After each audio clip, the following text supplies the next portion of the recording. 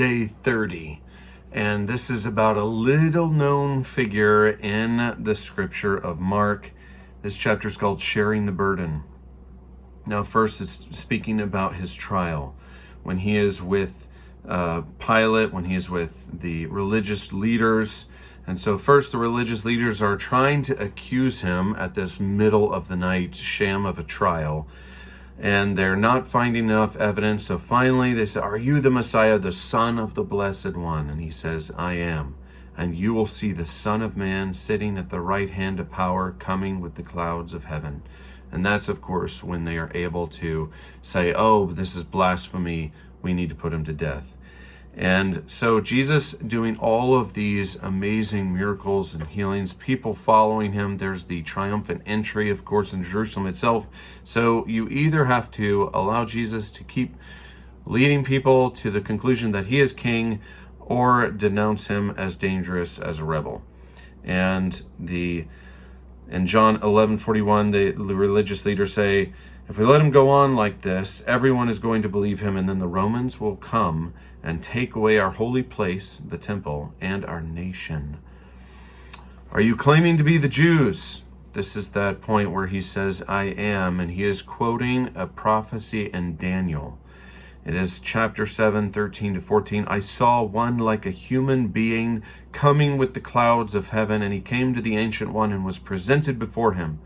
To him was given dominion and glory and kingship, that all peoples, nations, and languages should serve him. His dominion is an everlasting dominion that shall not pass away. His kingship is one that shall never be destroyed." So Jesus is not just claiming to be a Messiah who was just thought of as a man like David, but a king that claims to be the Son of Man, a mysteriously human, divine-like figure that somehow shares the authority of the Ancient One, God.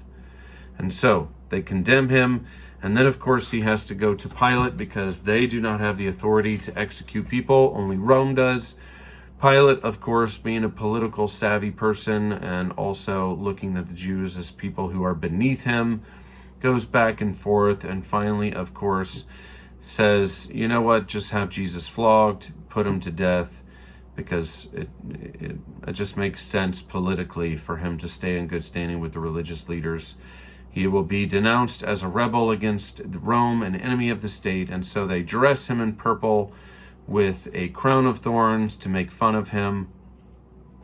Jesus is severely beaten and flogged, and this is where we see the character hidden in the scripture.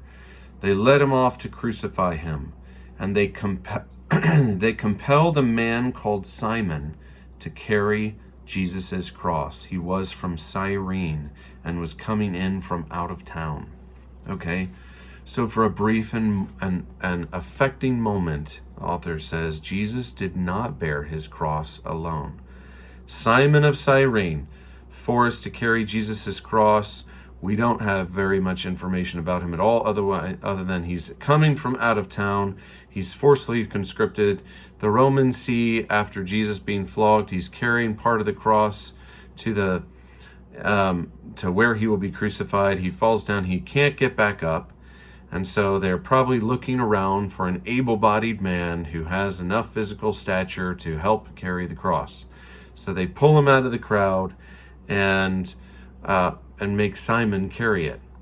If you can imagine, he's just probably trying to do things before the Sabbath. He's probably still doing things for Passover, has errands to run, and here he is, pulled out from the crowd to help a dying man, and probably thinking, "Oh God, why me?"